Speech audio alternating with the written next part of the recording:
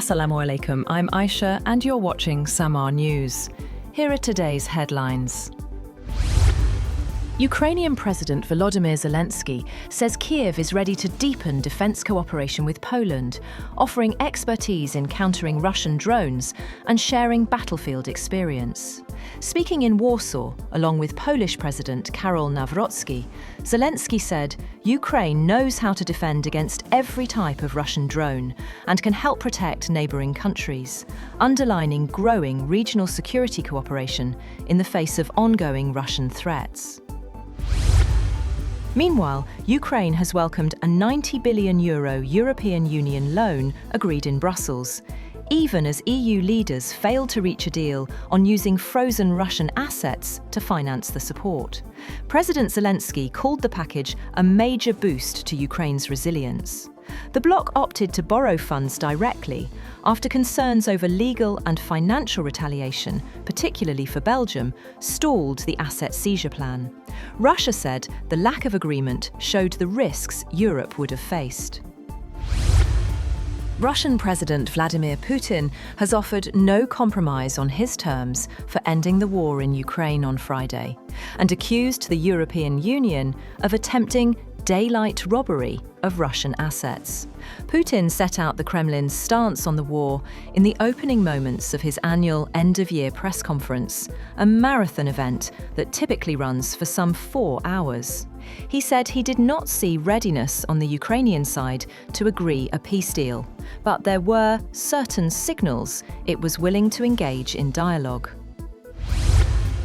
Separately, President Putin mocked NATO chief Mark Rutte, questioning his ability to understand the new US national security strategy, which does not describe Russia as an enemy.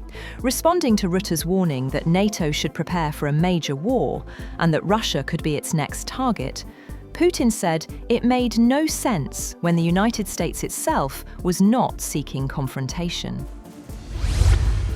Russian technology companies working on air defense, sensitive electronics, and other defense applications have been targeted in recent weeks by a cyber espionage group using AI-generated decoy documents.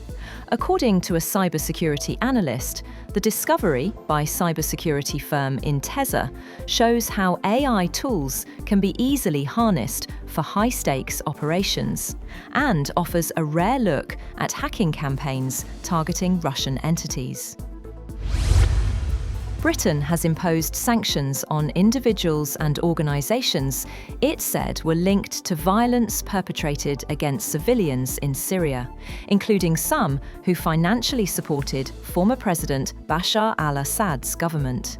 A statement said the government measures were targeted at individuals involved in coastal violence in Syria in March, as well as historic violence committed during the country's civil war. Pakistan has strongly condemned India's unilateral suspension of the Indus Waters Treaty, calling it a violation of international law and a grave threat to regional peace. Addressing foreign diplomats in Islamabad, Deputy Prime Minister and Foreign Minister Ishaq Dar warned that India's actions endanger millions of Pakistani lives and livelihoods. Dar said India's unilateral suspension of the treaty is against international law and the Vienna Convention. Sharif Osman bin Hadi, a prominent leader of Bangladesh's 2024 student uprising, has died in a Singapore hospital following a targeted assassination attempt. Hadi was considered a potential candidate for the Dhaka 8 constituency in upcoming elections. He was shot in the head on December 12 while travelling in an auto rickshaw in Dhaka by attackers on a motorcycle. He was immediately taken to Dhaka Medical College Hospital, where physicians reported severe brainstem damage.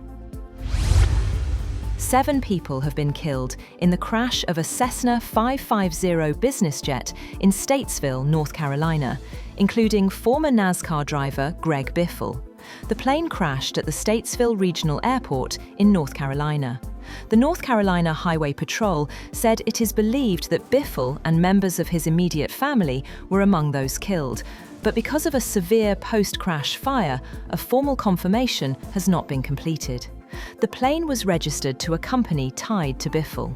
The plane was bound for Florida, but soon after takeoff attempted to return to the North Carolina airport in severe weather.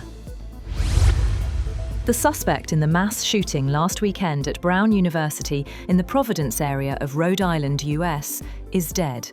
As investigators said, he also killed a Massachusetts Institute of Technology professor 2 days after the rampage at Brown.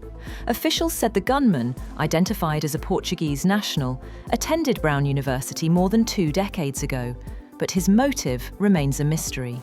US Attorney Leah Foley in Boston said Valenti was deceased. He had been a PhD student in physics who was familiar with the building where the shooting took place, officials said. And artisans in the Mexican town of Acalman are keeping a centuries-old tradition alive, crafting piñatas by hand ahead of the festive season. From bright paper and glue to careful shaping, each piñata carries cultural and religious meaning, especially during Christmas posadas, where families gather to celebrate, sing, and share a moment of joy passed down through generations. That's all for now. For more updates, visit www.SAMAA.tv. Thank you for watching SAMAA News.